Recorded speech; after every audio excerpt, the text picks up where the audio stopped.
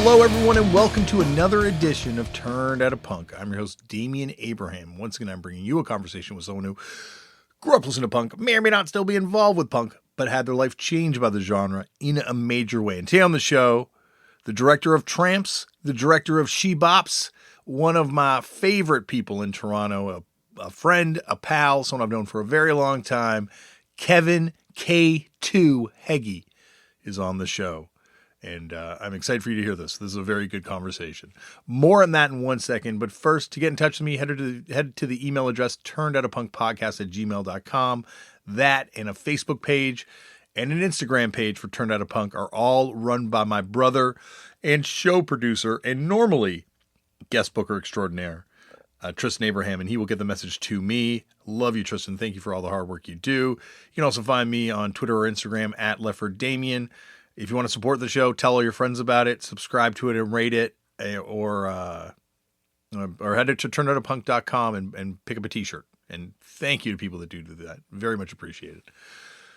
I play in a band. We're called Fucked Up. You can find out more information about upcoming releases, tours at fuckedup.cc. We just announced some shows in Germany, some shows in... What do you call that part of America that's like Texas and Arizona? I guess it's Southwest, right? Southwest. So we have some Southwest shows in the United States announced, and yeah. So hopefully we'll see you there and some new records and things like that. So, all right, on to today's show. Today on the show, my buddy, my pal, as I said off the top, Kevin Hegge is here. Kevin is someone who I knew first, from him working at Rotate This, which is, of course, the legendary Toronto record store institution that comes up on this show a lot. Anytime someone's from Toronto and then they're on the show, chances are Rotate This comes up. Kevin, you may have heard name dropped a couple weeks ago by myself and by Peaches in the Peaches episode. Both of us are big fans of Kevin. And I think you will be too, because Kevin is very much, the kind of person that... is kind of like us that listen to this podcast. He's someone who went out there and made twice he's done this, made two different documentaries about things that were, for my mind, completely undocumented, or at least never documented properly. He made a movie called She Bops, which I said was about Fifth Column. He talks a lot about this film in this episode, and the mixed feelings involved in it now and things like that. So you'll hear about that in a second. But his new film, TRAMPS, is just mind-blowing. It's a documentary about, I guess, the new romantic period of British music, which is a period just after punk, but it's very much connected to punk. And I'm explaining it to you because, I'm sure most of you have heard of new romantic before, but until I saw this documentary, I had no idea what it actually was, and what I thought it was and what it actually is are two very different things. So maybe you're in the same boat as me. Maybe you're like Kevin and you're very well read on this era and you know about all this sort of stuff. And in that case, hats off to you. But for me, I learned a shit ton from watching TRAMPS, and it is really a labor of love. And that's what I love when you see a documentary in a movie, and you can tell the director is passionate about the subject they're covering. And this obviously doesn't apply for political documentaries and, other types of documentary. But in terms of music documentary, in terms of arts documentary, not that, you can't point out problems or things that issues with the subject that you're covering. But at the same time, I want to see that passion from the director on the screen. And that really comes across in this TRAMPS thing. It is premiering in North America, at least, as part of the Inside Out Film Festival. It will be premiering on Tuesday, May 31st, which is a few short days from now if you're listening to this thing when it dropped originally. You can also check out a virtual screening. Find out more information at insideout.ca, which it's on the internet. It's on the World Wide Web. And check out TRAMPS. And I think She Bops hopefully will be available for viewing at some point in the near future too, because it's another film that's got tons of stuff for people like us that listen to this podcast to dig into, real music obsessives. All right. I'm not going to ramble on because you're about to hear Kevin and I ramble on anymore. Pick up your tickets now for TRAMPS and then sit back, relax, and enjoy Kevin Hegge on Turned Out a Punk. Kevin, K2, welcome to the show. Oh my God, thank you. I forgot about K2. That's hilarious. Well, that's the thing. I've known you for a very well. We've known each other for a very long time now, and recently I've gotten to see your latest film, Tramps, and as I told you over text, and I will tell you again, it is a phenomenal movie, and really much like your last film too. Your Fifth Column documentary opened my eyes to stuff I had no idea about. So thank you for that. And this is going to be a fun conversation because we've never had a conversation like this. No, and also you know everything about everything, so I'm totally delighted that there was something in there that you actually didn't know, because I feel like you know fucking every single thing about anything. So yeah. No, I'm constantly learning, and I learned a shit ton from Tramps. Like I really did learn a lot, and was taking notes, and have to watch it a second time to really kind of get granular with it. Oh my God, wow, that's amazing. Yeah, I'm still getting used to like people seeing it. It took so long to make, and like I showed people like 7-hour versions, 4-hour versions, 10-hour versions. Like my friends actually watched, like the first cut we did was like 12 hours long or something. And it was just all the usable material. But my editor and my producer were like, fuck you. And I was like, they thought I was like, at one point in time, it was going to be a mini series. But yeah, like that's kind of the only conversation they had around it. But since we worked on it for so long, those are the only like types of conversations of people critiquing it. So my friends are actually intimately involved with all the characters in the movie now. But now in terms of people watching the final product, like with the music in and like all the bells and whistles on there, it's totally weird talking to people about it because I love it and I'm excited to talk about it.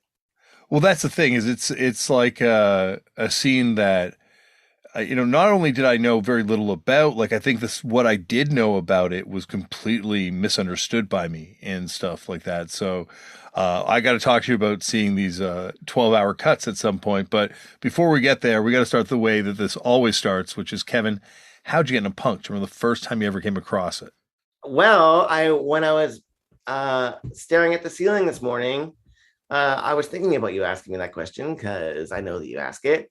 And I was thinking like, for me, it was like my parents listened to a lot of 50s music, you know what I mean? So you hear it in like the Shangri-Las, or you hear it in like, I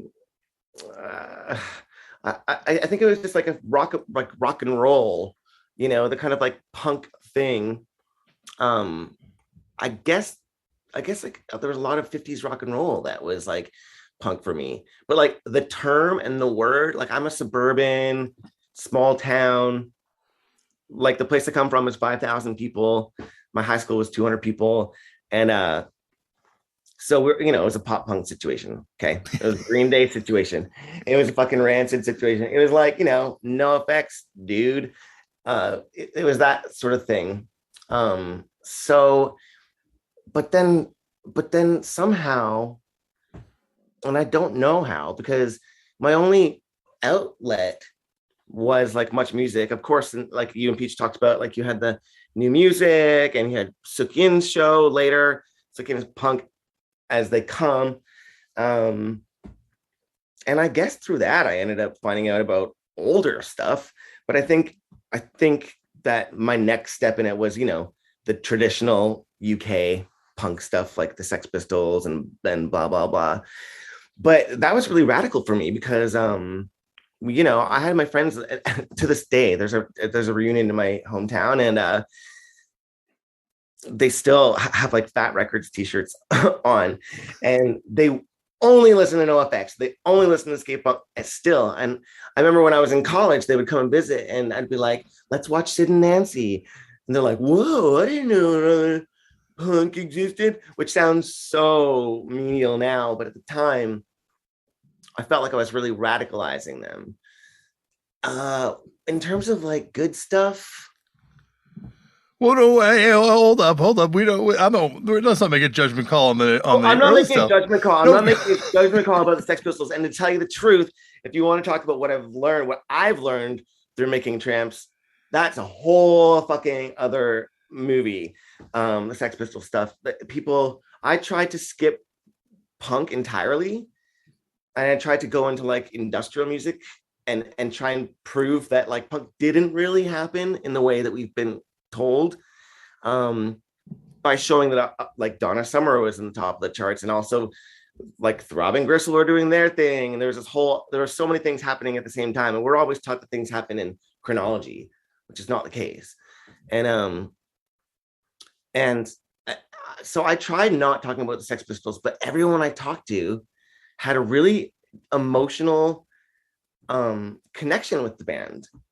You know, they were really, really monumentally important to them, and they were friends of theirs. So the way that they spoke about it wasn't in this like weird, jaded, post hipster, you know, Canadian guy thing. It was really like the Pistols, blah, blah, blah, blah. Like, you know, it was a first term thing. And that I'd never thought of them that way. And I realized it's such a conceited little dick. It's just like, they're like, oh, the Sex Pistols are just the pop band, you know, and like the stories from people like kids just going around their house and being like, man, these guys are really sleepy. What's going on? And they're like all on heroin and stuff, and they didn't know, but they would invite them in. Like Mark Moore in the movie, he went by there and he showed me his Sex Pistols record signed by all of them. They would just go around to their house and they would invite them in and hang out, and they were just kids who loved the band. And so I don't know. It's I'm not throwing shade in the Sex Pistols. I have a new lease on my love for them. Well, that's what I find, like, disappears the further you get removed from something temporally is the nuance, and like Sex Pistols are a band that seems like there is so much nuance, especially to be someone that grew up around it as it was happening and knowing the people involved, and that just like, like in general, like New Romantic was something that I had a really broad strokes understanding of, but like once again, like seeing it in your documentary, getting into like how it actually kind of came to be and what it actually was, it was like, oh, I didn't know any of the nuance. Well, I don't think that anybody really has ever talked about it. Not to like toot my own horn, but like beep beep or toot toot. Like, I didn't really know a lot about that, but I was kind of just looking at people like artists. I wasn't wanting to ever do a New Romantic documentary. It was just that kind of the stuff that I liked around this, like Michael Clark, I was a huge fan, and that was just the kind of scene that was happening at the time, the music. But I was like, not like I fucking listened to Spandau Ballet, you know. I'm not a big Spandau Ballet guy. My sister's like Duran Duran, but and I don't even really listen to the Culture Club that much. But yeah, the new romantic thing, I think it's wild how the media or whatever, we just go along with it. It's like you think that you know everything, and then all of a sudden I talking to these people, and I was really, like I said, focused on like people, like artists and diversity, trying to diversify the idea of what was happening at the time, that it wasn't just like this pop thing like Spandau Ballet and the Culture Club and Duran Duran. Actually, it was very similar to my time in like Toronto and like hanging out at the Beaver with people like Will Monroe and Louis Jacob and Joel Gibb and like, and there were women there too, which is something that you don't, you don't hear. So I kind of, it was amazing. Learning. I was learning the entire time too. It's not like something I was like, the world has to know what the New Romantics were really like. It's so not even like that. And like that's the thing, like the Blitz Club, and there's so many documentaries about that kind of thing. And I didn't want to talk about the Blitz Club either, because imagine being asked about a bar you went to for like 5 minutes 20 years ago. Like that's not the point. That's not the cool thing. The cool thing is how strange these people are and how resilient they are. And that goes beyond the New Romantics. Like if you watch the movie like you did twice, my research started at like, originally the movie was going to start in 1964. because it was more about like squatting and kind of like communal art practice Mhm. and the appropriation of space. I was trying to be really hoity-toity about it. I was like, okay, Kevin, you have to make something, smart. Because the Fifth Column movie was just like, meh, like band, cool band. And so I wanted to do something with more depth. And so that's why it starts with kind of like Andrew Logan and Derek Jarman and that kind of things. It's trying to familiarize the audience with the idea that these are people with peers on a plane. It's not echelons, it's not hierarchies or whatever, until someone makes it that by focusing on one thing. So, I mean, even if Boy George was in the movie, my intention was to level the playing field. And so, like, making Derek Jarman, who's like this famous, like, he's like the king. Someone always has to be the king, the one thing you talk about. And he was that for his generation. And for like gay, experimental filmmakers, is like obviously like the guy. But I tried as best as I could to put him in the same realm of peers as like Andrew Logan and Dougie Fields and his friends. And again, that was the first time I'd ever heard people going, and Derek was did it. And I'm like, oh, okay, first name basis, Derek Jarman. Okay. And that was really, really crazy because I really felt like a little boy the entire time talking. And when it comes to the punk stuff, oh my God. I mean, dude, I gotta play you all the outtakes. Like there was some stuff that was happening. And I was just like, how is this happening right now?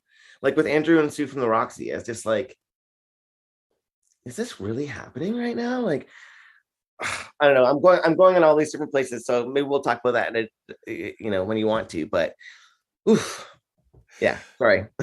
No, I think what you're saying though is people need to focus on a front person. It's Yeah, always like that with a band too. And then in the yeah. same way, like movements and eras get whittled down to just like two or three voices and two or three stories, and that becomes the narrative. And it's, like you mentioned, Boy George is obviously featured a little bit, but for the most part, none of the stuff that's taken up as being quote unquote new romantic in popular culture makes an appearance in the documentary in any sort of big way. Like you don't have Spandau Ballet, you don't have Duran Duran.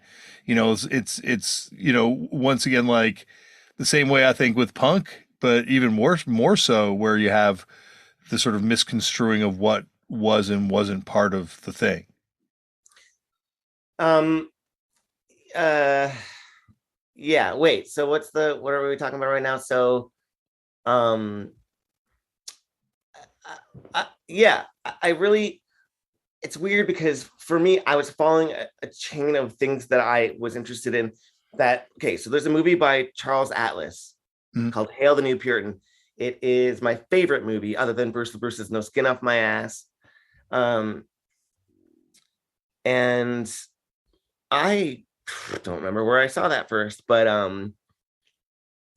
it, everything and everyone in that movie and everything about it, like actually probably found out about it through the fall because the fall soundtrack, like the whole thing, and I love this idea of like, okay, the fall is collaborating with this like modern dancer guy, and then when you look closer, oh, and then the modern dancer guy is collaborating with Body Map, and then oh, Body Map are collaborating with Judy Blank, and it just kind of like the web just keeps on getting denser and denser, and like that's the kind of shit that obviously fascinates you Yes, and me. You know what I mean? definitely. Like, and people like Bruce too. Bruce can just be like, this person, oh, they acted in that, but they produced that, and and he knows like the entire web of it. So it's like certain personality type that gets stuck in that web, and so when it comes to stuff like Spandau Ballet and everything, it's like, listen, Martin Kemp or whatever his name is, he seems like a very nice guy. I watch him on Gogglebox. I watch him on TV sometimes. Um, but pe- people, okay, in terms of like, there always has to be a front person. Um, People are always like, now that it's playing in festivals, they're saying like, oh, it focuses on the lesser sung people, or like it focuses on the queer. And I'm like, I didn't do that on purpose. I didn't try to be like, let's focus on the lesser sung people. I was focusing on the people that I thought were the coolest. Like I was like, oh my God, do you know about Judy Bell? Oh my God, oh my God, oh my God. Like to me, they were fucking fireworks. Oh, I didn't mean that to be like a Katy Perry sounding thing. I was just literally picturing a firework, and also there's been a lot of those. So, Yes, there has been a lot of those till late night last night too. oh my God, lazy reference, but here we are. And and so I just wasn't interested in Spin a Ballet. I don't know. It just never even occurred to me. I didn't mean to like leave them out. There were things like in full transparency, like I'm not a big visage person, to tell you the truth. Just I'm not. And also Steve Strange didn't have my favorite looks. Didn't have a look that I was into. But at the end of the day, he is this guy at the center of the new romantics. Um, and actually, he's a pretty cool guy. He's Welsh and he's like super working class. And apparently, I was like one of the last people to talk to him before he died, just through email. But yeah, so like that kind of stuff, like Steve Strange, it would have been fucking bizarre if we didn't talk to him. Or talk about him because he was so instrumental in connecting the dots. So when we did put people like that in there, it was more about connecting the dots. When it comes to Spin a Ballet, they didn't connect anything to anyone. All they connected was a bunch of straight dudes from fucking Northern England and pop music radio. Like, there wasn't really any like depth or sort of like anything interesting about that. And Boy George is different because he is a part of dominant culture, but people don't know how interesting he is and how cool he is and how fucking punk, truly, truly, deeply punk he was and remains to be, as far as I'm concerned. I love also like the way it situates the Sex Pistols in the documentary, where they're not like, like they're almost like, instead of being the start of something, to me they almost come as crosses like the catalyst of something or the changing of something, which is sort of like what you mentioned earlier, like the sort of like 60s British squat culture, 60s British sort of like freak art culture, for lack of a better term, for sort of like an umbrella thing that was going on, and how Sex Pistols was kind of like an outgrowth of that ultimately triggers a whole new kind of wave. But like it really is, in sort of a place in history. Yeah, well, I mean, I learned a lot about like pub rock and stuff. I didn't really know about that term. I didn't really like, and it was kind of like people trying to get somewhere new, trying to make some, you know what I mean? They couldn't really make the noise, and like, and people were playing in pubs and getting kicked out of pubs and stuff. So there was a radicalism to pub rock and all that stuff. As shitty as the pub rock sounds or whatever, people were trying to get to punk. And that's another thing that I hate. That's another thing I hate. Is like people being like, oh, they were an art band. They were conceived. They were a concept. They were conceptual. Like it's a bad thing. And I'm like, oh, sorry, you hate conceptual gestures. Like that's like so. I love the idea of them being presented as like an art thing. And I love when John Mabry in the movie says like, it was when they played Andrew Logan's studio, which I think was their first actual show. Yeah. Outside of the whatever university they played at. And he says like that was Malcolm's thing. To plonk, I love the word plonk that he used, plonk them down in like an older generation. They weren't trying to be like, oh my God, yeah, it's the youth, screw everyone that came before. They were actually kind of like, oh no, let's play with these people who are like 20 years older than us at an art party that as that fucking like Andrew Logan and Derek Jarman's house, like, and that is amazing. How is that? How does that degrade their value, or like, or how interesting they are? I think it's way cooler. Yeah, the Sex Pistols thing. Oh my God, like even God Save the Queen, like Mark Moore in the movie, he mentions at the beginning of the movie that he like was an orphan. And his brother was older, so he was like at school or something like that. And he lived in a squat in King's Cross. And his brother was into punk and obviously wasn't called punk or anything. And so when it came to like bank holidays and stuff like that, he didn't have anywhere to go. everyone else went, like, like people he knew had families or whatever. He had nowhere to go, so he would listen to his brother's records when he was out. And he had the God Save the Queen single. It just came out. Never heard them. And he told me this story where he was like, I just heard it, and it was like they were speaking to me. There's no future. There's no future for you. And I'm like getting goosebumps even just thinking about it, like legitimate goosebumps. Um, because it was the first time I'd ever heard that kind of, I don't know, what do you call something when it's just a saying that's so gargantuan in our brains, no, God save the Queen. Um, it, It's part of the vernacular. Yeah. Like it's just like yeah, a, yeah. And like he basically was saying, like, that woke him up to being a person, because he was like, oh my God, I'm not just like an orphan, like, please, I want some more. He's like, oh, I'm a punk. What? And then all of a sudden, there was a language around his experience, and that fucking totally moved me.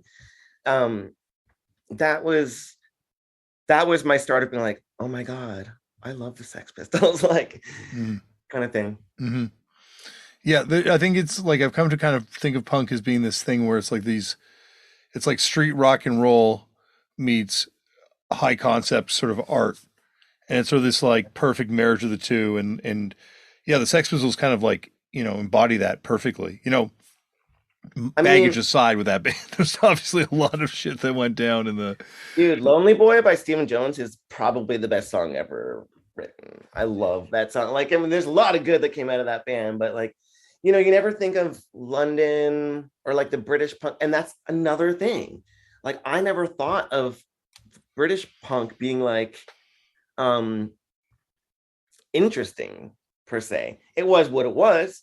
Bands are bands, there's good bands, but like I kind of and I still kind of, if we're going to talk about punk, like I lean towards the California punk thing, because it was really arty. It was art school. It was like I feel like the London thing was initially very like politicized, very because of the crazy class, race, everything fucked up situation in England and the UK. Mm-hmm. And then California seemed more like just degenerates, kind of, almost like, yeah, like kind of like people who didn't have parents, or like, when you say art school, it sounds so pretentious, but it's like, no, arts in the way that they were like cut and paste. And that sounds punk, but it's, you know what I mean? It's not, it's like art. It's like, yeah, it's conceptual and it's weird. There's no movie about like the weirdo, like we only hear about the dead Kennedys or whatever, or you never hear about all these other bands. So there's no end to like the fucking static, around what we know about all this stuff. And so it's interesting, for me to have these renewed ideas about people like the Sex Pistols, who kind of just, often squash the rest of the conversation. But I was like, oh, well, no one's actually ever said this, about them. And it's crazy because the footage that you see of them briefly in the movie is shot by Derek Jarman on his Super 8 camera Yeah. in Andrew Logan's house at that actual show. And I was like, what the fuck? And I guess Julian Temple used it in his, what was his movie called? Rock and Roll Swindle. But I don't remember that. So yeah. Anyways. Well, it's amazing how, yeah, like just like when you break down this band outside of the mystique and just kind of look at them as being like, as you're saying, this band that was friends with people at the time, this band that exists, like there's just like a band that could constantly be reassessed, for a person. I mean, everything. Malcolm McLaren, like Andrew and Sue, and that whole thing. Like, there's so much I want to tell you. She had a bunch of shops before Sex and Seditionaries. Like, she had a Teddy Boy shop, and she'd been doing her thing, but it was really like, again, Vivian. Like she was like one of the people. And was like, I'm a huge Vivian Westwood fan, and like in a fashion way. And when they were talking about Shagaramas, the bar that turned into the Roxy, which, you know, it doesn't get more iconic than that in terms of like British punk. Again, I still have been talking about this for fucking 10 years. I'm still getting shivers when I think about it because it's crazy that it was like a gay bar where people, more like mafia people, went to pick up like trans people. I don't know. Hmm. And and also the fact that like, oh God, you get into Don Letts and the fact that the Sex Pistols didn't even exist. And then the whole reason that the fucking Roxy exists is because Andrew was managing the Damned, who didn't even have a name yet, and needed a place for them to play, you know, and that didn't end up in the movie, which is like earth shattering to me. But like those stories about Generation X and the Damned and him just trying to find a place and then kind of accidentally owning the venue because the other guy didn't pay his bills or whatever, and he just needed to dump it on someone else. And Andrew was like an accountant, so he kind of accidentally took it on. And then of course, you know, there's this famous Clash show that happened, and I think Generation X actually played a show with Roxy before the monumental, you know, Clash show that kicked off everything, as they say in the movie. But I might be wrong, but I don't know. Just like fucking being in someone's house that has like the original piece of paper that says, you know, 1977, da, da, da, da. And you're like, what the fuck? Like, is this real life? Like, you know, and that's I guess that's not really a feeling I ever really had before in talking about British punk. Like it felt like a fable or like something that you kind of almost dismiss, or I did, um, in terms of its tangibility. And so to be around that kind of thing, it really made me feel like, oh my God, like, am I here? Is this, Hmm. you know, like it was crazy. And maybe you've probably met a lot of like old school people like that. But I mean, I don't know. It was such a direct contact with the origin story. I felt really, really, really like, holy shit, like really, really mind blowing stuff. And again, it's this first name basis thing, but the way that these guys talk, it's just like chatter about their friends. You know what I mean? And it's really exciting. It was really exciting to hear all that shit and gave me a new appreciation on a lot of things. But also Andrew and Sue, after the Roxy, they started a thing called the Fridge. They also had they put on the first ever Pet Shop Boys show. Whoa. Dude, I'm freaking out right now, even just saying this out loud. And he brought me the flyer. It was on a green piece of paper. And I was like shaking. I was like, he's like, you can't photograph it because we want to put it in a book or whatever. And I was like, this is my favorite band. I don't know. And it was Pet Shop Boys and like maybe like Bronski Beat or something. Like it was like two big bands, and Pet Shop Boys were like opening. Dude, I'm freaking out. I can't even believe that that's the case. It's crazy. They had like Smith's poster from like they booked a Smith show. They had a fucking giant D-Light poster because they booked them. Like it was just like walking around the house. It's amazing. In fact, I'd love to introduce you if you ever next time you're in London. It'd be so fun for you guys to meet. Oh, that'd be amazing. I'd love to do that. Thank you. Well, it's funny how like this like you were saying earlier, people are kind of like messing around with this stuff, trying to find punk before it happens, and like, and then so once it does happen, it's like all this energy is kind of released at once, and all the people that are close to it are just kind of sent off. And like you're saying, like Vivian Westwood, is trying to find a thing, in terms of launching her career, and then punk happens, and she, creates this fashion empire out of it, or like, Derek Jarman and all the people that went up doing film from it, all the people that went up doing art from it. Like it's just amazing how this sort of energy, people are waiting for it, and then once it happens, it's almost like they have permission to start clubs. They have permission to kind of like do everything they've been wanting to do. Well, that's kind of like what I hoped or what I wanted to kind of like put in the movie was kind of this idea of like passing the baton, or kind of like recognizing youth culture in your elders. Like, I very much think this is a movie about youth culture, just because they're elders now to us. When we're talking, it's about fucking youth.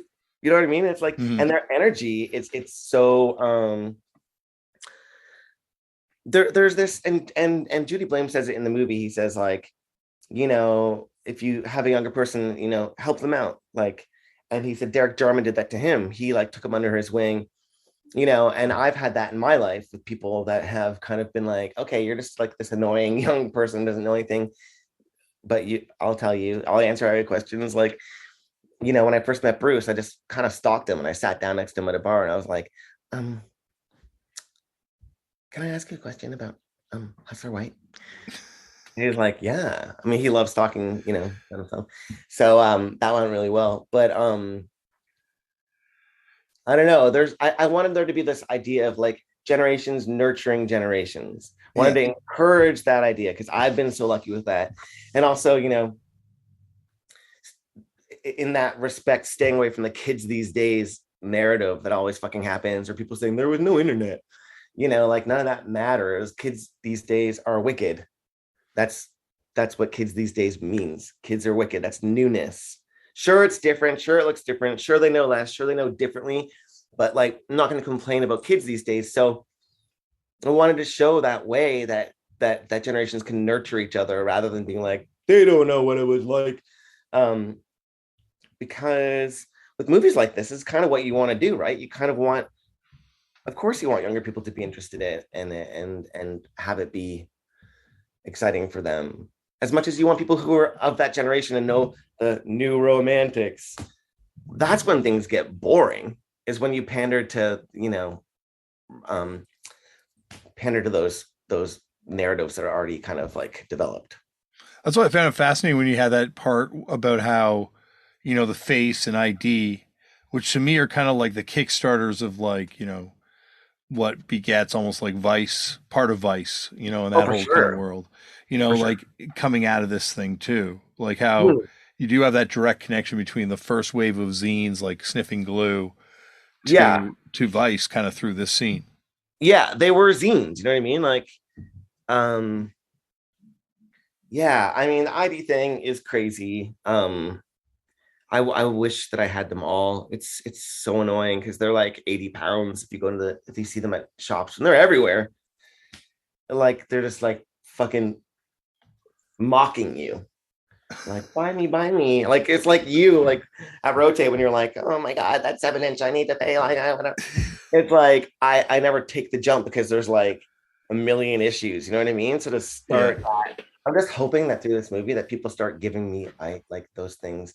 If anyone's listening, and if you include this in the podcast, my name's Kevin Hegge. Please give me your original copies of ID magazine.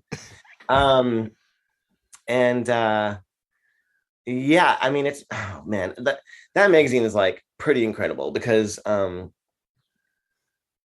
it it it was really a small community of people. So the same people were in the magazine over and over and over and over again. And most of those people are in my movie. Hmm. Um, when I was there recently, Jeffrey Hinton, who was the resident DJ at Lee Bowery's club Taboo, and also made these amazing films called scratch films that were basically just like compilation movies, VHS movies. So he was an artist too, but I took him into this shop that's called, my friend showed me, called Waste. It's a cool kind of skater, punky, arty store, consignment type store by these guys just open. And they had all these ID magazines in there, again, mocking me. And I was with Jeffrey and I was like, oh my God, I saw you in this issue of ID magazine in this store, which is like very grassroots, cool store. So we went together and looked at Jeffrey when he was a kid, and he's like, oh my God.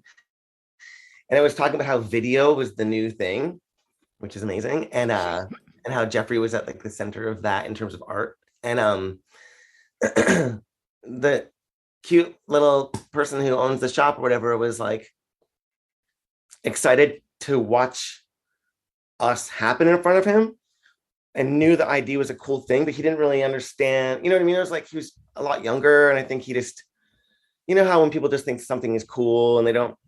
Again, there's no tangibility to it. There's not a proximity. None of the nuance.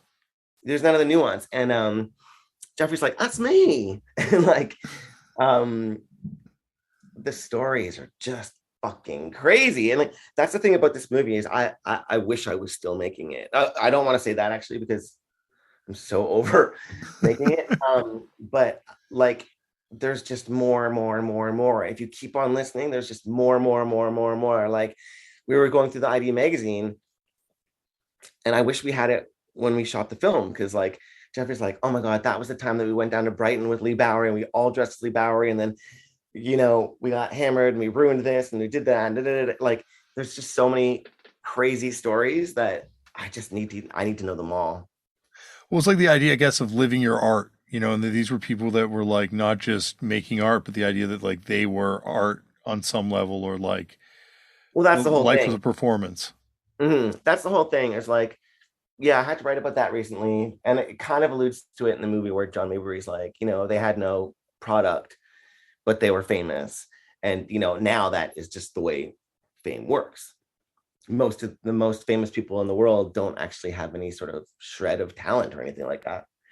But they've monetized it differently, right? Like these now people are not, they don't have the talent, but they do have the business end figured out a lot better, Yeah, it seems. yeah, and in a lot of ways, I think that's really like what the New Romantics were doing. They were kind of like, well, we want to be famous, you know. So like they it's weird because people always want to know why now, why does it matter now. And I never really thought about that. Was not my intention with the movie at all, to be like, and it's just like Instagram. And I would have got a lot more fucking money if I did say it was like Instagram, or if I did say it was like Kim Kardashian or whatever. I saw a movie recently, documentary, that I noticed there was a lot of the funders that I didn't get in there. And I was like, you can't help but be bitter. And and but then at the end of the movie, the person ended up, the movie that the documentary was about, it's a great documentary. I'm trying to be like elusive about it, but it's the Sinead O'Connor documentary, Nothing Compares to You or something. Yeah, it must be that. And it's called Nothing Compares, or Nothing Compares to You. It's a really amazing documentary. It has so much unseen footage, including John Mabry, who shot the Nothing Compares to You video, iconic video and album cover. And wait, what was I talking about that? Oh yeah. So she got this funding. Great, good for her. But like at the end of her movie, and I do mean I just naturally sound cynical, but I'm actually, I loved the movie, and I loved the filmmaker. I met her. She was amazing, and it was a really daunting, crazy thing that she did. But at the end, she talks about like Ariana Grande and like, I don't know, like Kardak, I don't know, like people Situated it kind of more in the now, modern. and they were kind of talking about like, well, you know, girl power is like all because of Sinead O'Connor, and I'm like, oh, okay, that's a bit of it. I fucking love Sinead more than the next guy, I assure you. And I was like, that's a bit of a stretch. But again, that's the cool thing about documentaries, is you can just say whatever you want. Yeah. There's Well, total falsities in this movie. There's total falsities in my Fifth Column movie too. Most of it's lies. And I'm like, make your own movie. Because there were people with Fifth Column that were like, that's not true. That's not true. And I'm like, make your own movie. Like, this is what I said in my movie. It's true now. And that's how history works. well, it seems like your last project would have been much more difficult because at the end of the day, it's a bunch of different opinions about the same entity, whereas this is, you know, you're kind of constructing the narrative by pulling all these sort of threads together, you know. Yeah. Yeah. I was really scared about that, because it's like, oh, like, I didn't think of it chronologically so much. And then it got towards the end, once we'd edited the shit out of it, like, and you know, you'd get feedback from people. They'd be like, well, I'm lost in the dates and the times. And I'm like, oh, dates and times. Shit. And then we went to actually try and put the dates in there. And it was just like 1984, 1979. Like, it was just like all over the place. Mm-hmm. And then eventually we just took them away and hoped that nobody noticed. And I was so worried that everyone in the movie would be like, that's not true, that happened first. Something about the British people, I think, also just don't give a shit about those details. Like, where in North America, I think everyone's like, I was there and that's not what happened. And me. Like, at least with the fifth column thing, I still get those messages of people being all cranky about the timelines and them being there and everything. And I'm like, oh my God. Like, so that's why the movie kind of tried to follow, like, be tangential. I think tangentially. And I think that the movie is kind of like that too. And follows more of an emotional thing. Like, you get to the thing and then like, oh, and then actually let me tell you about Body Map. Okay, now we'll get back to punk, like allowing it to jump around like that and kind of like completely disengage with this kind of like formula of chronology or whatever. I can't remember if that was a question or why I'm talking about this, but No, it was just about how the differences between the two different movies and the experiences making a oh movie yeah, about a band versus a movie about a scene. yeah, with the band it was really like detail oriented, let's just say. It's funny too, though. It also, I think, speaks to, you're making you're making movies, sorry, about very different cultures or scenes that are happening in very different countries, and I think, They're happening at the same time. That's the weird thing, is the fifth yeah, column thing and this were happening at the same time. yeah, it's weird how something feels, so much more dated than the other, and one feels like out of step more with time than the other, and well, Which I one do guess, you think feels at a step?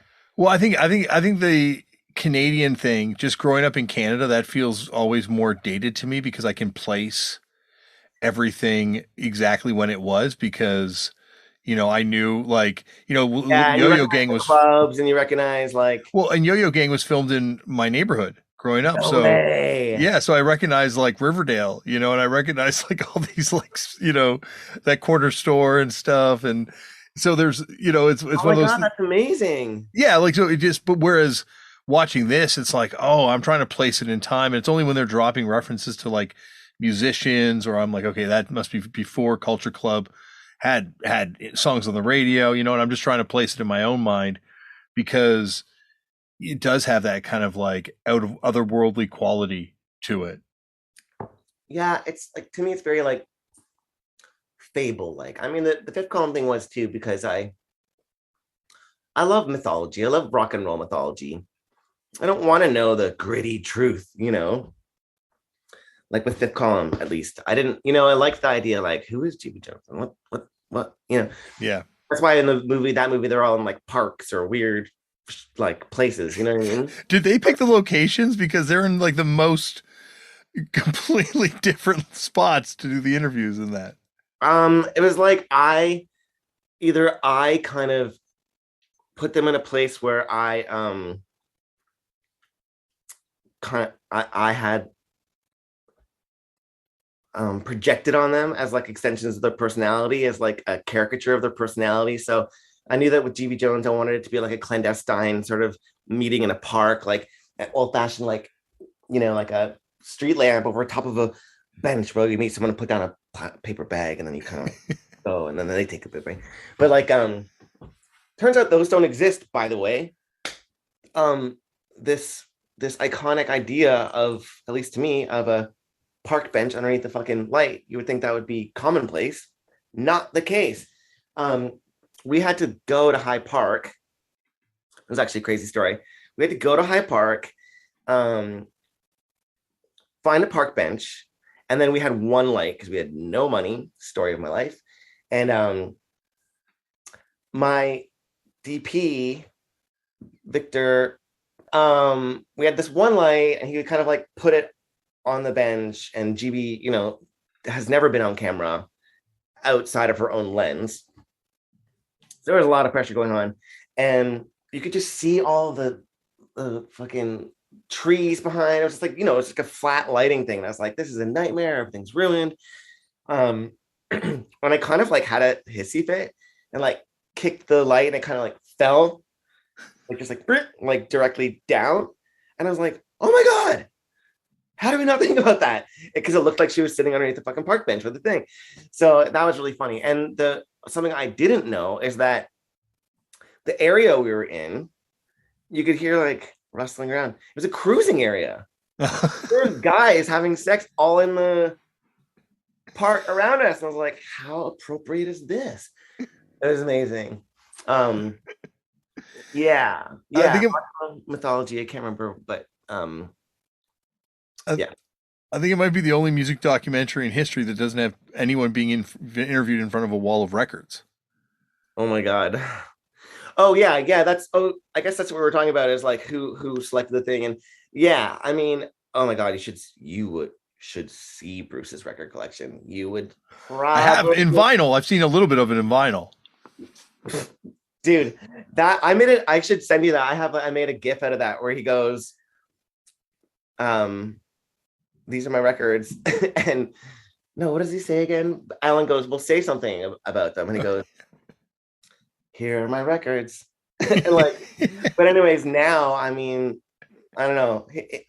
He's a lot more punk. Like even I listened to your thing with him, and I think that he doesn't really know how to contextualize all the bands that he knows, everything. Like he also used to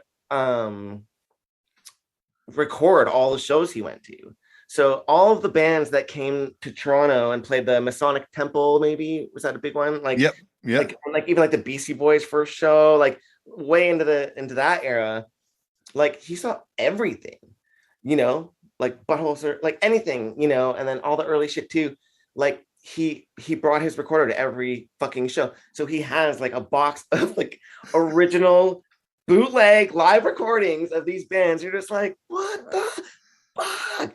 It's mind blowing. But yeah, I know. Like Bruce, we put in the strip club because I don't know. And then my friend was dancing behind him. And it was just like, oh God. Did we have him in there or not? I don't know. Yeah, I guess.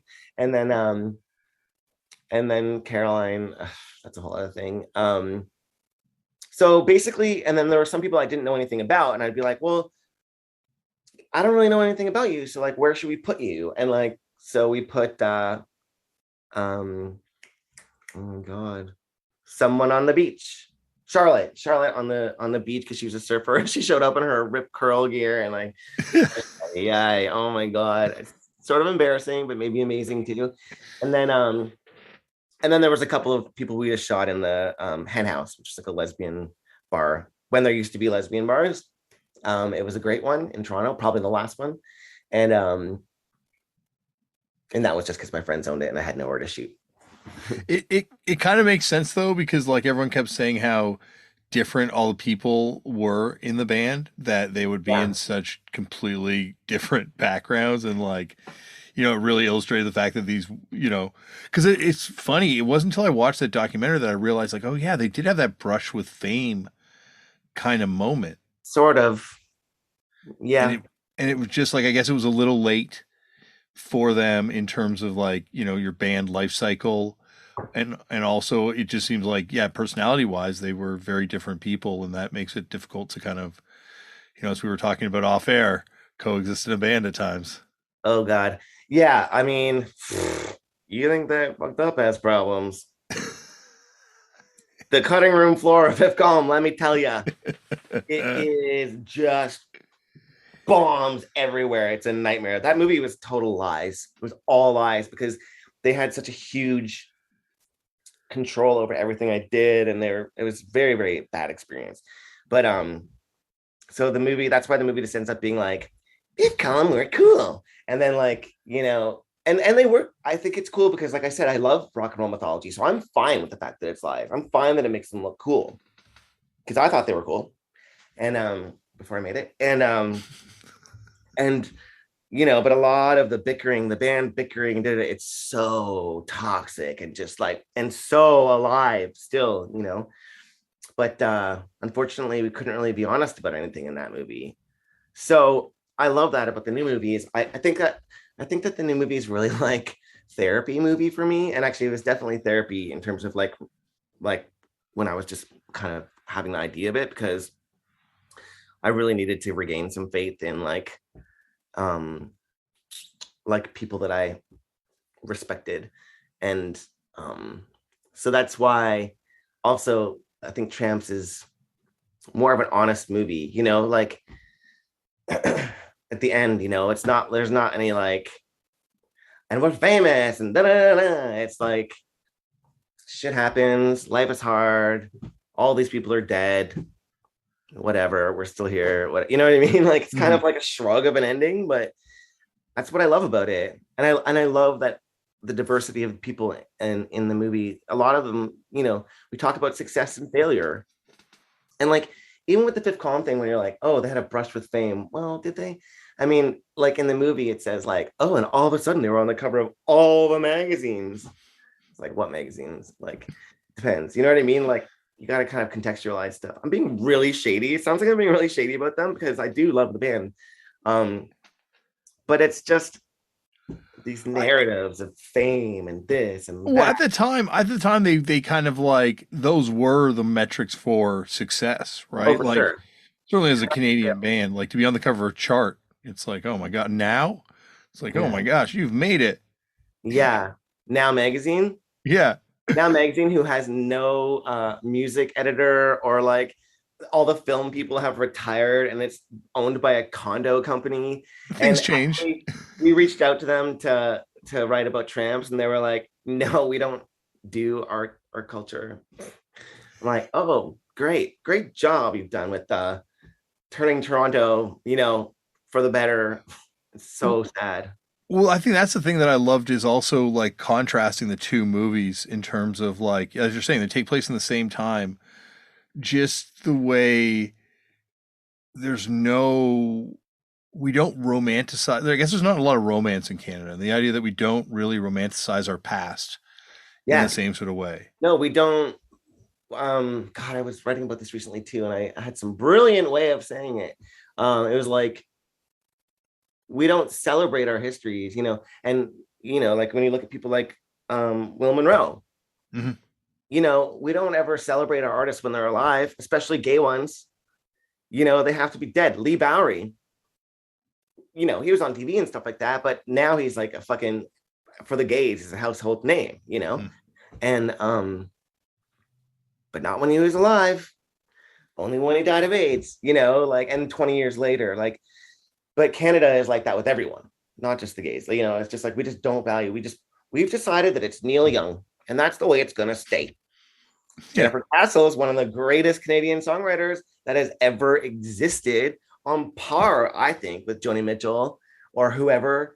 But nope, we have Joni Mitchell, so let's just keep it that way, and let's not celebrate anyone until, I don't know who's the, uh, you know, Shawn Mendes. Sure, that's great. He's alive. We love him. Yeah. Well, I don't know anything about him, but he seems like cutie patootie and good on you. And that's because Canada wants to be on the map. You know what I mean? It's not because Canada wants to celebrate artists that are, like it's not like Joni Mitchell, like if she was out now, people would be like, oh yeah, we're celebrating her. They probably would fucking ignore her because she's not radio fodder. yeah. Well, that's, I feel like a grandpa right now, what I'm saying, like this, like, but it's definitely true. It annoys the shit out of me because so many of my friends have been in such incredible, are just, so many of my friends, as like from the Rotate days and for my entire life, have been so incredibly. There's so much great work out there, whether they're in bands or artists or whatever, and it's really really frustrating to see them just have to kind of like dwindle away, unless like Peaches goes to fucking Berlin, and then all of a sudden everyone's like, oh, okay, oh, she's an export. It's like, well, why do you think she had to export herself? Because no one gave a shit here. And Bruce actually talked about it too, like with the whole thing that happened with Fifth Column, which again, that story isn't in the movie, and that's the whole thing. Um, the tall poppy syndrome, which is like when one flower grows taller than the other ones, they want to cut it down, and that's a very Canadian thing. It's a very like very Toronto thing. very Toronto thing. Yeah, yeah. And it's so sad because I mean, I think that you guys as an organization fucked up, or like one of the only people who you do operate like a what do you call it? A collective. And you've had success out of it. Like, you know, you guys are still fucking putting out records and playing shows to people who sing your songs to you. Like when I go to Fucked Up Show, it's like adorable. The relationship with the audience is like a very unique thing. Um, but I think that's really rare. I think that's really rare where people kind of are able to shine a light or like bring people into the circle um and celebrate them. It doesn't really happen in Canada, I feel like. Or it's really hard to, I'm not even just shitting on like Canada and Toronto and everything. I'm just saying like there are so many elements working against people being able to do that in the first place. It's not entirely, you know, Toronto's fault or whatever. Well, it is actually, because Toronto makes it impossible. There's no available space. There's nowhere for people to live. There's nowhere people can afford to live. There's nowhere people can play uh, shows that aren't in like the 3 bars, and they're all bar. You know what I mean? It's just like it's a nightmare. There's no, and that's the thing about places like London is that there's such a variety of places to, you know, to It's have things happen. and there's still like, you know, like London right now, like I'd say one of the most vibrant kind of punk scenes that's kind of happening right now is there. Yeah, yeah. I mean, they have that festival and um yeah. Yeah, there's a bunch of good like wasn't the guy from Chubby or whatever on your show? Yeah, and his dad did all the animation in the Great Rock and Roll Swindle. What? Yeah, Are you serious? yeah, and his mom directed Ghostwatch. You know, Ghostwatch, that weird British horror thing that got banned. And for Hmm. I'll tell you about that later. I'll send you the link to it. Well, It's I really love that funny. whole video nasty thing too. Like all the Yeah, horror movies are banned. There's a documentary on BBC right now called what's her name? Mark, whatever the woman's name who was behind all that. There's a documentary about her no, I got to see this. neutering yeah, I'll I think it's called Banned, the story of Mary, what's her face, whatever her name is, like a 4-part miniseries, and it's hilarious. Hilarious. The people that were they have a lot of gays like um doing actions against her when they were really radical, like the radical fairies and stuff like that. That's another thing that was supposed to be in the movie was all the South London. The South London thing was actually really, really grassroots, like political, because the radical fairies all squatted down there. Mm. It was all different vibes. But yeah, they would do stuff like disguise themselves and be in the Houses of Parliament and then like throw gay porn down like in the middle of the thing. They would dress like nuns and they were like actually men, like and like and then they would throw down gay porn on all these people that were trying to ban like you know, the gays or whatever. And then that turned into horror. I always thought that video nasties was like porn, but it's not. It's horror movies. Um Yeah, right. yeah, And they went on for a very long time. And it wasn't even just horror movies, right? Like eventually it was just like smut. Just anything anything. with smut. Yeah, anything. Yeah, yeah, anything. Yeah. I guess Yeah. Clockwork Orange became one, a big one. Yeah. Yeah. Clockwork Orange was banned, wasn't it? Wasn't it one Well, of the things? Kubrick voluntarily banned it. Right. Yeah, yeah. I'm gonna open my window. I don't know if it'll be too loud, but it's just like it's so hot in here. Um, is that bad? Can you hear in your mic? Can you hear like birds or anything like that? Okay. No, that's Um, fine. yeah, that's right. He voluntarily. Yeah, what a crazy place. I don't understand because they're so naughty, you know? We had a government censor here in Canada for a long time, right? Like That this ain't girl the was Rose. banned. That Yeah, that girl was banned, and like I this ain't kind the of miss. Rosedale Library had a lot of shit with stuff being seized at the border. Oh wow. Yeah, I mean, Bruce's movies were seized at the border Yeah, and destroyed and destroyed. They just destroyed them. Like, how terrifying is that? Speaking of not celebrating your artists, you know what I mean? Like, why is Bruce in this area where he, you know, is not celebrated by Canada as one of our, you know, most, I don't know, a really good part of our history, our artistic history. because we don't like subversive. Well, I say we, but I mean like they don't like subversive culture here. You know, and Mhm. it's very much a company town. Like I was thinking about that listening to CBC, you know, or just any radio, you know, and just like the amount of stuff that's like the fact that we don't have, like, when you look at somewhere like England and just like the amount of sonic range they have Hmm. on their airways, like it might not all be stuff I like, and there's surely stuff that's not being played on there, but Yeah, but a also lot they of it have the is. history of like Top of the Pops and stuff like that, where it was based on charts, but charts, but you would see amazing bands on Yeah, TV. It's like Jennifer yeah. Castle, like when she did her Solstice show online um, last year because of COVID. She does a show every year around Christmas, but it's for the solstice. Um, and she's been doing it for years and years and years, and it's one of my favorite times of year, Christmas, and also the Jennifer Castle Christmas. Um, but I was watching it last time, and maybe I was just being like angry, or it's not really possible to be angry when you're listening to Jennifer Castle, but I was like, why isn't this a Canadian every year?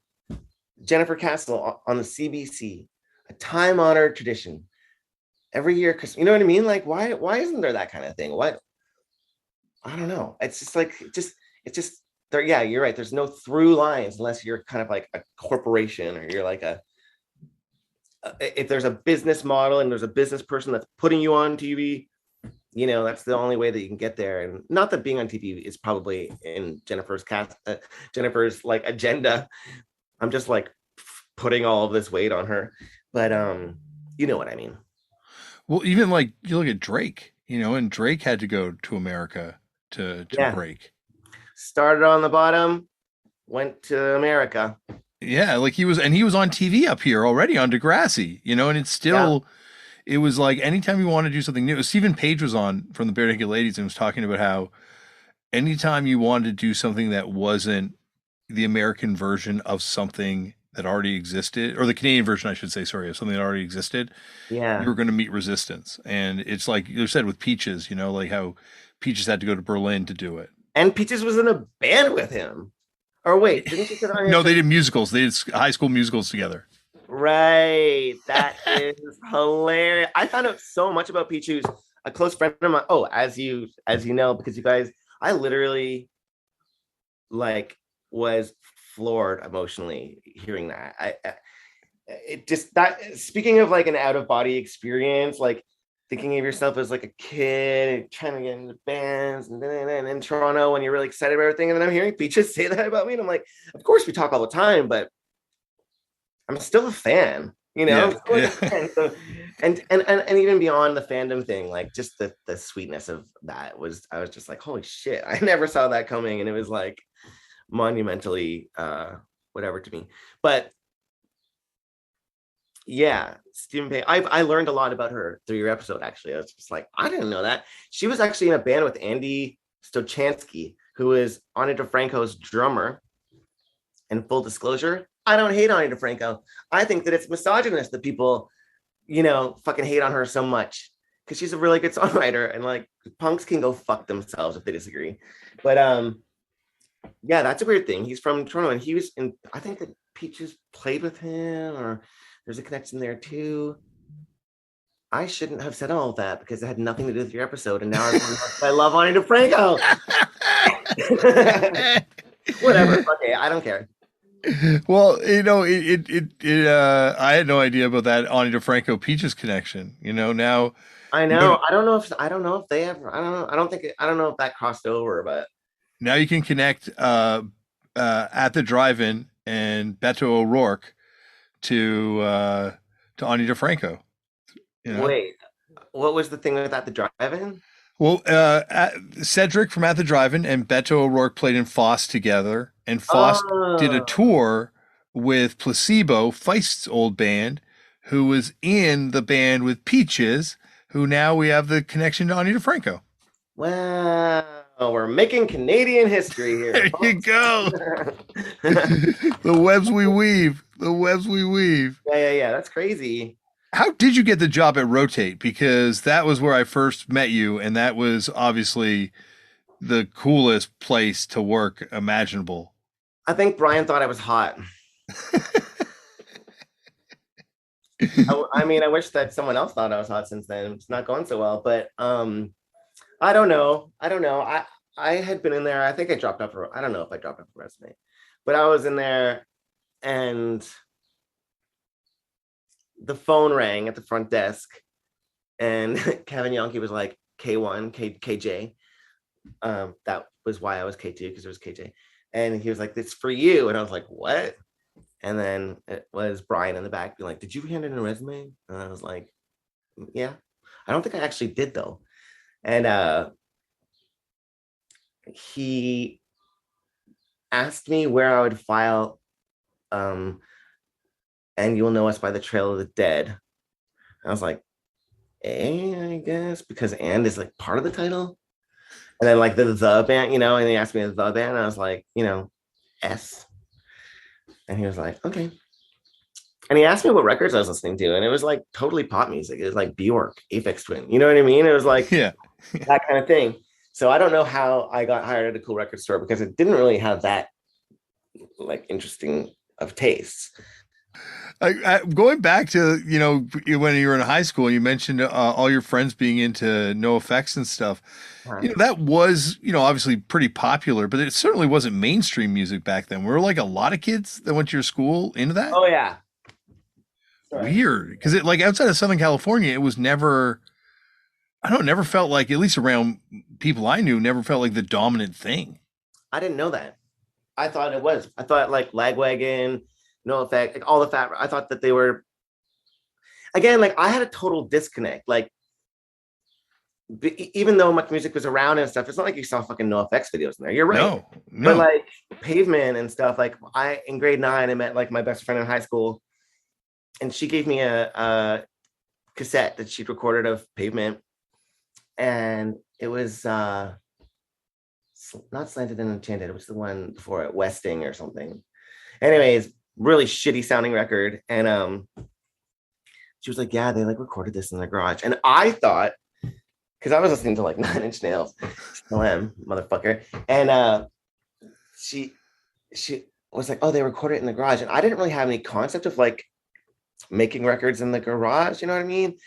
I, I never pictured Sonic Youth recording something in a garage. I pictured them as Sonic Youth. You know what I mean? Yeah. And I thought it was a secret. I thought it was our special thing. I thought that she gave me this special thing. And then I would like go to Toronto and they were playing at the Phoenix or whatever. And I'm like, wait, other people know about our band? I had no idea, because we didn't have college radio or anything like that. Like there was no, the only thing close to that was Brave New Waves. Yeah. Yeah. Brave New Waves was, I guess, that was like our every cool BBC show all rolled into one in I terms mean, of it a was the national thing. greatest possible thing. Speaking of Canada and everything we're saying, where's Brave New Waves now? They got rid of it because that's what Canada does. And I used to stay up like, was it on every night? I think it was on. It was like from midnight until 4 or something. It was like the weirdest thing.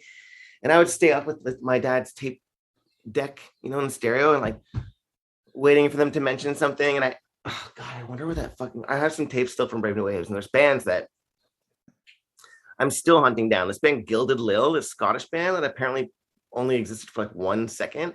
And they're kind of like weird, gross, like 90s. I don't know how to describe it. Grunge, but like Scottish grunge, but meets like coal and all that stuff. Like this girl singing like really like a banshee, and it was like the weirdest band. But this song used to make me fucking go crazy. And I spent years and years trying to find who they were. And I'm like, Gilded Lil, Gilded Lil. Couldn't find anything. And then some dude put one of the songs on YouTube. Yeah. So I wrote him on YouTube. I didn't even know that was a possibility. And I got him to rip me the record and send me the record. But that's how deep the cuts were on fucking Brave New Ways. And hi, this is Patty Schmidt. Was that her name? Patty Schmidt? I'm trying to remember because there was like a couple different hosts, right? Craig was one of them. Brent, what's his face? Brent was, yeah. Anyways, I don't know, man. That was like, that's what made me cool. That was why by the time I got to college and stuff like that, I wasn't just listening to like Nine Inch Nails and stuff. I guess now I'm just realizing that now. That's how I found out about most everything. And the amazing thing was she'd play drum and bass, and she'd play fucking weird punk, and she'd play, like just jazz and like the Yeah. everything. So for a person like myself, like I would never call myself a punk. I would call myself punk, but I would never call myself a punk because I think that being a punk is like you sign on to the community and it's a give and take relationship, and you're whatever. But like having a punk ethos is obviously very different. And that's what I think Brave New Waves was, is the fact that like, yeah, I love drum and bass, and like there's always this shame with scenes and stuff like that. And I don't know. I feel like I only now people are starting to kind of be like, especially punks, because every punk eventually wants to make a synth record, like.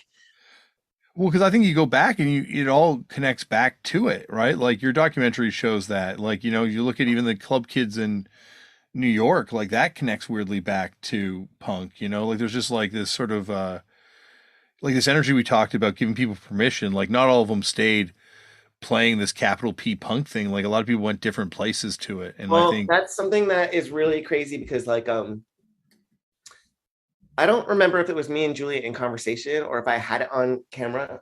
I can't imagine why I wouldn't be in the movie if we had it on camera. But like again, there was so much. But she was talking about punk and she was like, well, she says in the movie, like it was a little community, but they were all interested in lots of things. They weren't just interested in this one thing, which is what we ended up getting sold. It was like their interests were varied. mhm. They were into art, they were in all this stuff, but it's just been packaged in this way. And we were talking about the word art movement, which is like the thing is by the time TV or whoever caught on to it, we were dressed like robots. Like the punks were dressing like robots because it's an art movement. It's the punk movement.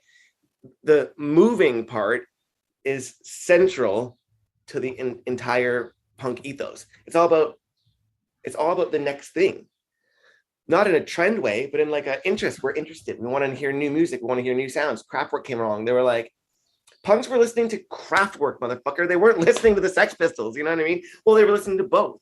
Yeah. And Yeah. that's what I love. That is what I love because that's how my life is like. That's how my interests are. Like if I listen to punk bands, it's because I listen to bands that I think are interesting. I'm not like, oh, I know all the punk bands. I don't care. I listen to bands that I think are good, or so it doesn't matter if it's fucking Ani DiFranco or like some techno thing. It's like just really stepping confidently into this Ani DiFranco thing. You're really owning this. Shout out to Jennifer Castle. She knows what I'm talking about. Yeah. So anyways, that was the most exciting thing for me about Tramps, is kind of being like, the idea that punk movement was actually, the thing about punk was actually had nothing to do with that particular sound at all. It was completely an ideology. And that's like you were saying, the club kids and everything, that's totally punk because they kept on moving, and that's what it moved into. Well, it's also, you only have it, like that's the thing I love about punk is that everyone eventually ages out of being the zeitgeist. And you only have the zeitgeist for like 3 years tops.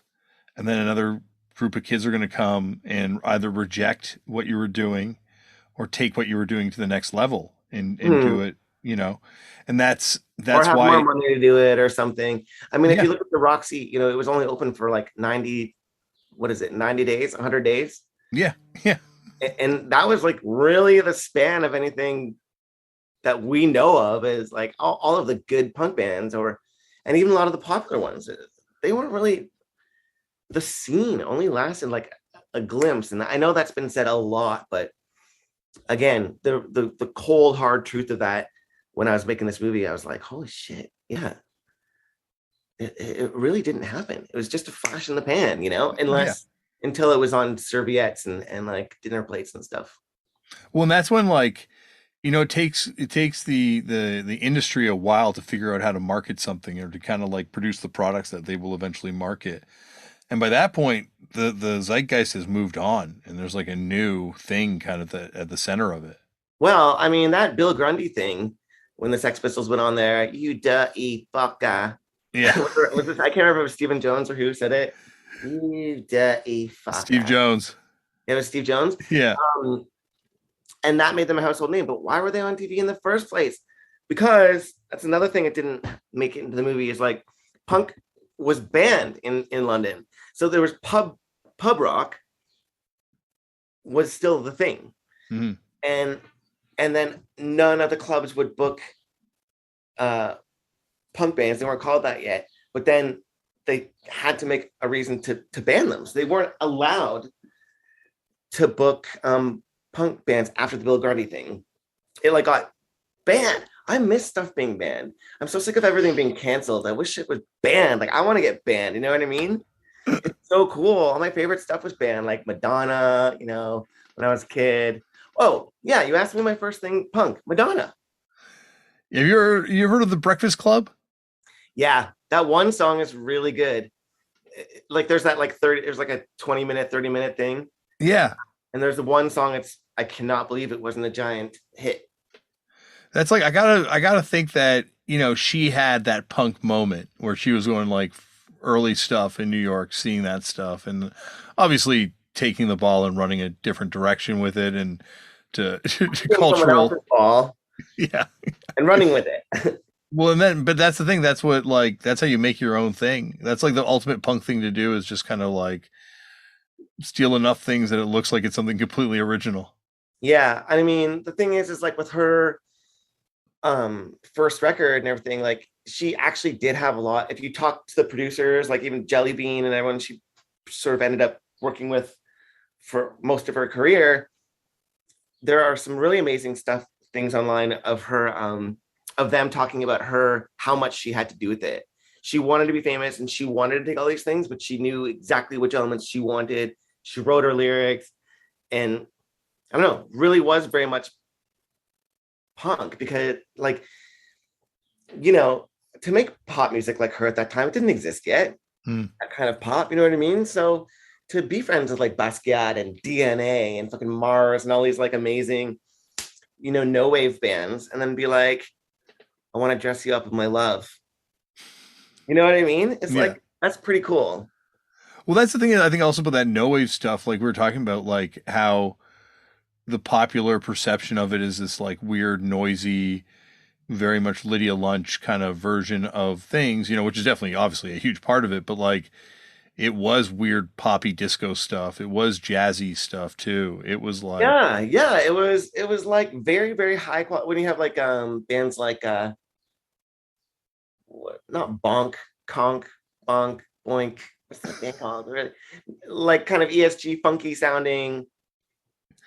What is that band called? I don't know. But anyways, you know what I mean? Yeah, it was like jazz, yeah. like it's like even James Chance to a certain extent is, I mean, he's pretty far out, but like it's dance music, kind of, Mm-hmm, mm-hmm. it's like and it's also very, very heavily influenced by rock and roll, like 50s rock and roll and all that stuff. That was another thing that was crazy about this was like knowing that like Sid Vicious was like a Bowie guy before, like during the Sex Pistols, didn't know how to play guitar and they didn't look like that. Those clothes were put on him. He was a Bowie kid, and there's like amazing, you've probably seen them, amazing pictures of him looking like all glam, like a glam rocker, and it's adorable. Yeah. um Have yeah, you seen that documentary? God, I'm trying to remember what it's called, but the I only whole, watch my own documentaries. okay, no, there's this one that's like the premise is that he didn't kill Nancy, and that it There's a was all, documentary about it. yeah, it was all a setup, and they interview like a bunch of interesting people in it, and they kind of pin it on. I might be mistaken, but they pin it on Rocket's Red Glare. You know the actor from Jim Oh, Jarmusch movies and stuff. He was in like a couple different Jim Jarmusch things. He's in like a bunch of New York things over the years, okay.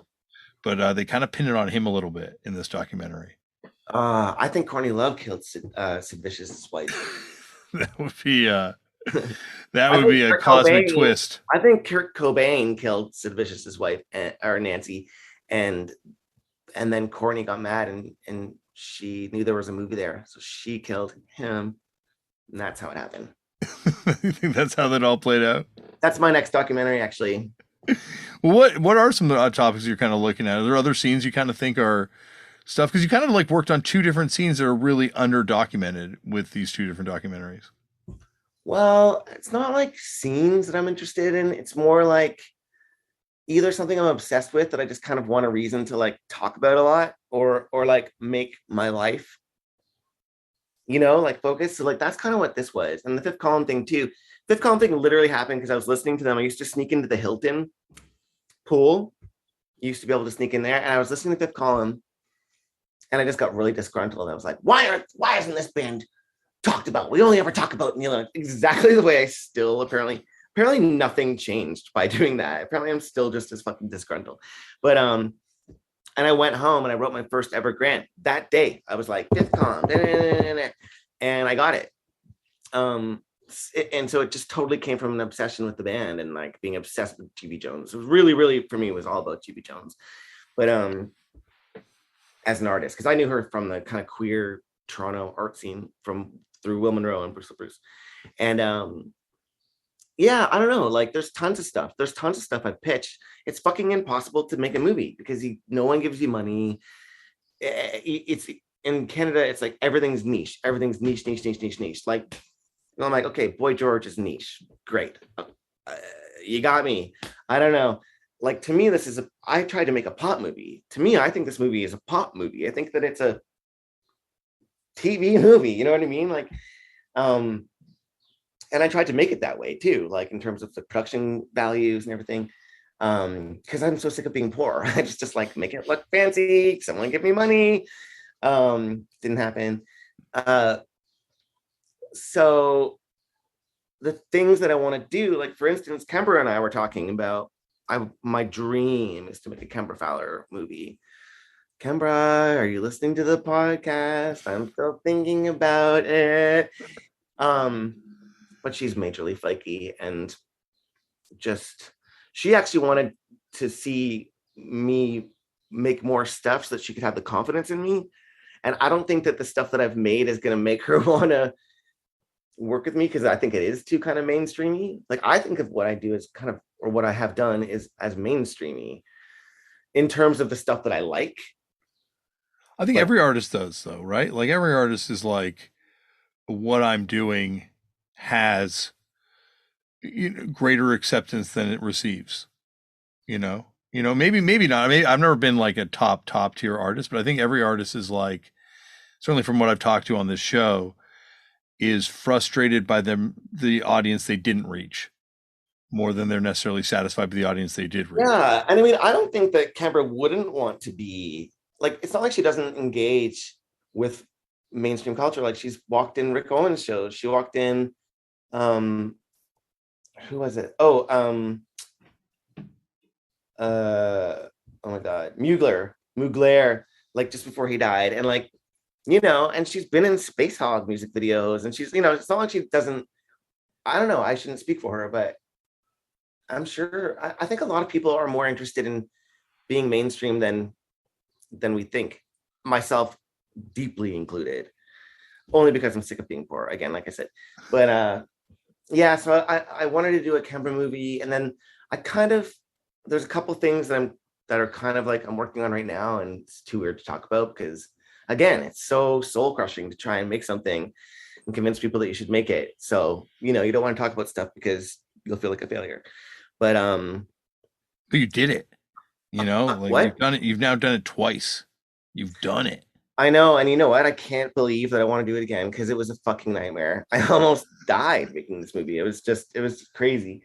But I know that sounds dramatic, but it's hard. It's hard. Like, it's hard working shit jobs. And when I call them shit jobs, I'm very thankful for them because they're my friends that hired me in their stores or their bars or whatever. And I loved working there, and I'm very thankful. But at the same time, you want to be a famous, rich superstar filmmaker. You don't want to be fucking working at the bar.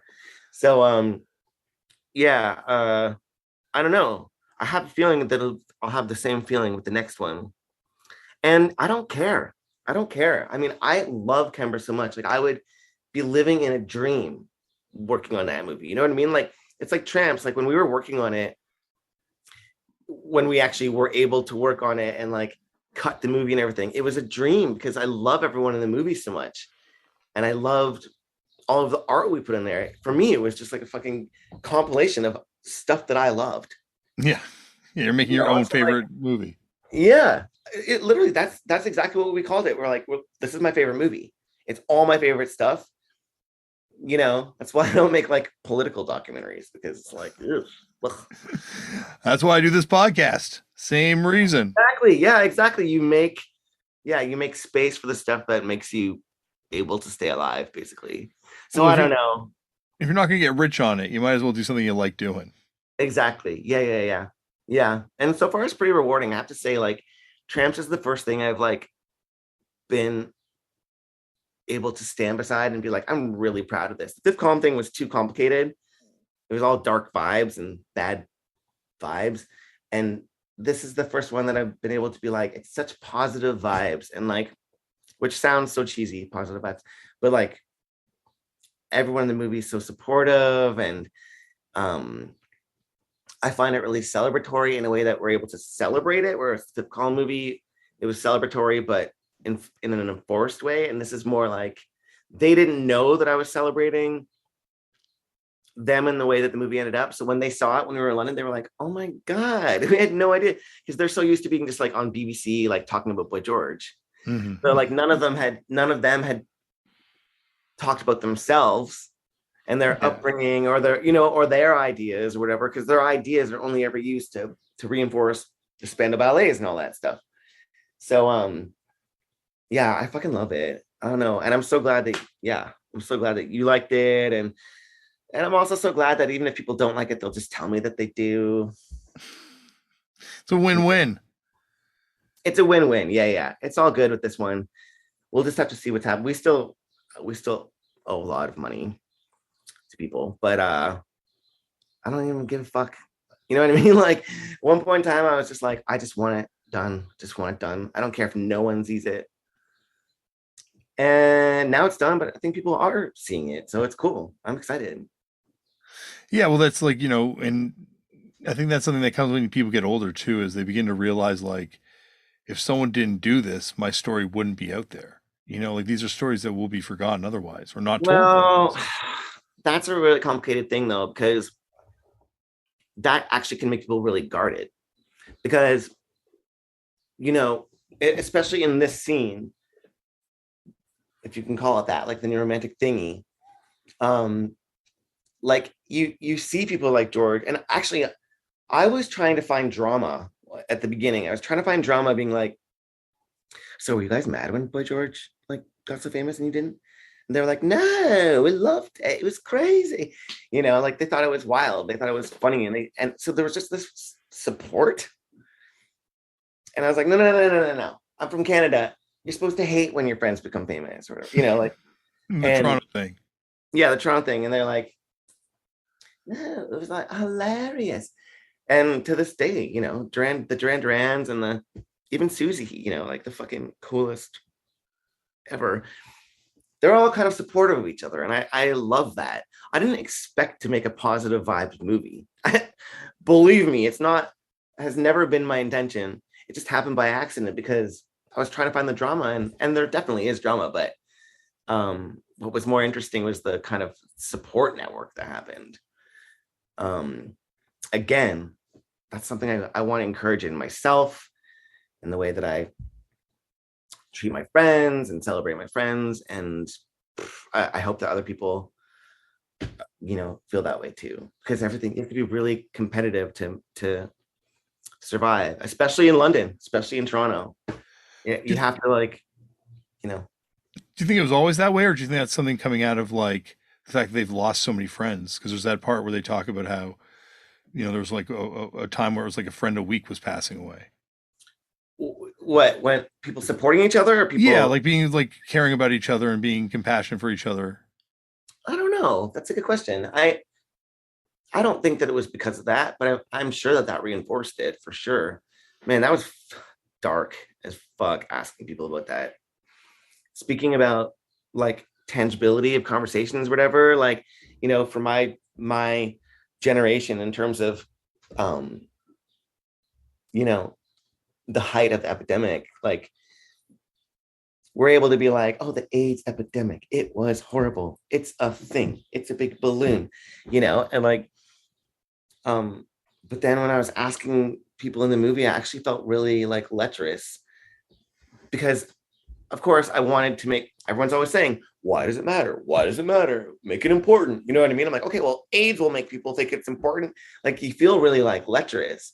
And when I asked a lot of the people in it, the presence in their eyes, like I felt really bad about it because you could see their friends like right there in their eyes. Like it was so palatable, it was so right there. And it was like really, really sickening. It was really, really, really upsetting. And I felt bad about bringing that up. But I knew like, I also knew that like, because I thought that, like, because I thought AIDS is this thing that we all can just say, like this thing that's on TV, like I thought that's why like in the movie we show people's pictures and stuff like that who are just like other people that were in the club that aren't Boy George, or aren't in my movie or whatever, but they were creatives. That was a thing. That's a thing. The movie's supposed to be diplomatic about like the creative in like not industry, the creative instinct. And so that's why I was like, I wonder if, because I felt guilty about it, I was like, is there a way that we can do it that actually says something new or makes a little bit more space that we don't see as much anymore because it's been so commodified. AIDS has been definitely commodified. So yeah, I don't know, but I think that living through that, I don't know, I would have to ask them. I wonder if that contributed to it, because obviously when they were like just hanging out in clubs and stuff like that, people were like, let's support each other. They were just kids getting drunk, you know what I mean? Like It was also interesting kind of like you're like how celebrity's been commodified, and how like these people at a time, like there wasn't a competition to be the most famous person, because like you're saying, they did well, like it said in the documentary, there's no one had anything to sell, like yeah, it so they it wanted to. They wanted to have something to sell. They just didn't know what it was yet. yeah, like now. Body Map wanted to be big famous designers, and everyone, like, and that's the funny thing. The competition was like, I love that it's about individual looks. Like it wasn't. That's the whole thing about like the punk thing that we've been told. Punk, no one in the actual punk scene was looking like the other person. That was the whole fucking point. Hmm. Is that when you go to the club, you're Sue Catwoman. You're Sue Catwoman. If someone else came into the club with the hair, you would be crucified. You know what I mean? So that's the kind of funny thing about it is like I think that it's not like people were like so punked that they were like, we don't want to be famous, we don't want attention. I think that everyone did want attention, but they wanted attention for causing trouble, and like I love the idea. Like there's that one part in the movie where they talk about Jeremy Healy or someone goes down and gets beats someone up in a club For stealing the look. for stealing a look. Yeah. And I would be mortified. Like, I mean, Eh. can you imagine if you went to the club dressed like Boy George? No, bitch, that is Boy George's look. Like, you don't do that. It means that you're not creative, you're not interesting, you're not allowed in the club. And I love that. Well, and also, yeah, like it really does bring back how tied into art and individualism and fashion, but like fashion on like a personal fashion level, not like an industrial fashion level. I think it's creativity. So I think like when we Mm. talk about fashion, it's style, not fashion. Fashion is the industry. Style is the instinct and the creativity. I think Toronto's a very fashion city. And there's so few people that have style, like really amazing, like brave, exciting style that you can count them on fucking one hand. I feel like I know who they are. Like my friend, I have friends and just like that are like babies, and I'm friends with them because I'm like, you look amazing. And like that means that if you look amazing in that way, that means that you're probably a pretty interesting person. If you just look like you have money to buy clothes, you're probably an idiot. So, and that's a really good thing. It's a very handy tool. Unfortunately, you don't get to use it much. No, it is true that there has to be a distinction between the two, because these were people that, like you're saying, had like it was a style that was way too forward for fashion. at the time and kept moving Yeah. for fashion. Yeah. I mean, I don't know if they thought of it as fashion. That's the thing. I don't think that it was a fashion thing. I think it was a provocation thing. Hmm. I think that it was a punk instinct to make people uncomfortable. Yeah. And it really is kind of fitting how it does, you do see it kind of show up today. There are kids that are still finding a way to do it in their own terms Oh now. my It might God. not be the same thing, but they're doing it. Well, why would you want it to be the same thing? That's the whole point. It's not. Why would you want the same thing? Why would you want to be like, oh, it's not as true as in the 1980s? Then the 2020s wouldn't be cool at all. You know what I mean? Like that's what the 2020s are for new stuff.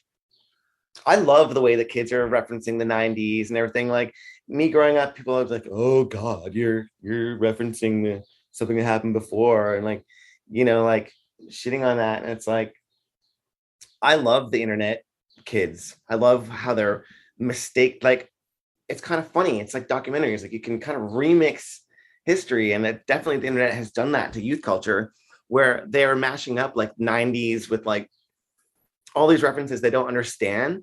But at the end of the day, it makes something really weird and cool. Like maybe they don't really fully understand what they're doing, but they have these style instincts, and it's exciting. I don't know why people always shit on it. I don't know why people talk about Gen Zs or whatever, like complaining about I don't know the way they look or whatever, and the whole TikTok fashion thing. I don't know. It's amazing. And you know what? The thing is, these Gen Z people on TikTok, eventually it's going to become mainstream, and the fucking 40-year-olds like myself are going to end up wearing it, and that's the trickery. Yeah, like because you can't, and I think a lot of the reason people hate on the next generation is because no one wants to get old. No one wants to lose the sense of being the center of the universe. Yeah, but the And quickest way to get old is to complain about the next generation. That's the trickery right there. Is but that like you can't see that forest through the trees when you're in that forest. When you're in the forest of hate, you can't see the tree right in front of you. something that really scares me right now I'm dealing with is like after the pandemic, like I don't really know what my relationship is with like bands and stuff. I don't really know. I find my narrative sometimes I'm like, oh, just listening to Lana Del Rey all the time, being like, I don't know anymore. I don't fucking care. I just want to listen to Lana Del Rey all the time. and I'm like asking myself, it's that cliche of like, if you're not interested, then you're not interesting. And so it's kind of like trying to find this balance between like, okay, I've done my time, and I'm fine with absorbing popular culture like Lana Del Rey and stuff like that. Um, but I can still be, and also kind of still feeling cool or like interested in things because I don't want to be like, I don't. A lot of my friends like, I don't care anymore, and I'm like, well, if you don't care, then like if you're not interested, then you're not interesting. So I'm trying to find that kind of balance where it's like I'm not trying to chase cool things. Mm-hmm. Well, there also will come a time where it's not meant for you. It's meant for the next generation. And Yeah, like, exactly. And like, and it's also crazy the amount of stuff that's being. A friend of mine sent me Cat Duma. Everybody Google Cat Duma, SoundCloud, new record forthcoming. Um, something, and like I didn't know any of the bands, and I was just like, thankfully she's okay with me being like old as dirt. Um, because she is in this kind of younger demographic, she knows like all these crazy producers, and that's the thing, it's all producers. It's not really bands or artists. It's like, I mean, not I'm not saying that producers are not artists, but like I didn't recognize anyone. And she was like, either do I. So even like there's so much stuff being produced that even like people who are like hyper cool um don't even know what's going on. And I'm fine with that. But yeah, I think that this whole thing about being jaded, and that's the thing about the newer like people in my movie, they're way cooler than I am. When I went to London, like every alternative gay bar, the coolest place, Julia was DJing, Jeffrey was DJing. They're like triple the age of the kids that are in the club. And that's kind of what I was trying to figure out. How? Why? How do you am I getting jaded? How do you guys stay not jaded? You know what I mean? Like I was trying to figure out like how to kind of stay engaged, but also know like when to chill. Well, now we live in the multiverse, right? Like where there's so many mainstreams, there's so many cool at the same time. Like my kids think I'm a loser because I don't like Mr. Beast, and Mr. Beast is someone with tens of millions of subscribers What is that? A on. band or a TV No, show? it's a guy on YouTube, and he's not cool. He's not David Bowie. Put it that far, like Oh that. my God, I love Mr. Beast. Yeah, I love exactly. him. He's the coolest. I love Mr. Beast. He is a very normal seeming 20-year-old person to me, but has tens of millions of followers on What was YouTube. with your kids saying yeah on your special presentation with Peaches? That was the wiggly Oh, pan. they kept saying yeah over and over again. Yeah. You Was just that like the the way it special said. part of the podcast? I was like, what? No, he just really liked the way his voice sounded when he said yeah. It was And really funny. I think your kid is genius. they were very excited because that's their buddy's well, I guess cousin technically if you're doing the breakdown, but aunt. Who Peaches. is your kid's aunt? No, my kids buddies. They're really good friends. Aunt. No way. Yeah, yeah.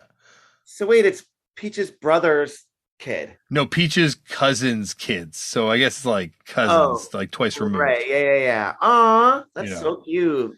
But yeah, no, they. So my kids were very excited that they were like there was that connection, and then plus they debuted their own podcast because why not? Yeah, amazing, amazing. I can't wait to see Peaches on Thursday. I really need some Peaches like action, and I don't know if you've seen her current band, but it's like pretty amazing.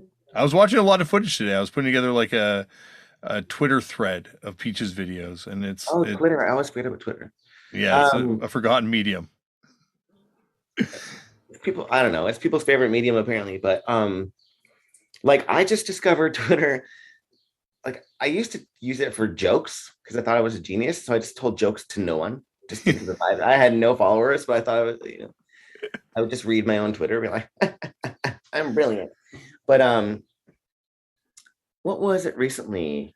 Like maybe an awards show or a TV show or something like that. And I forgot that Twitter is like the whole point about it is like it's happening while it's happening. Hmm. Like I searched the thing and I was like, oh my God, they're talking about what I'm watching right now. And I was like really excited about it.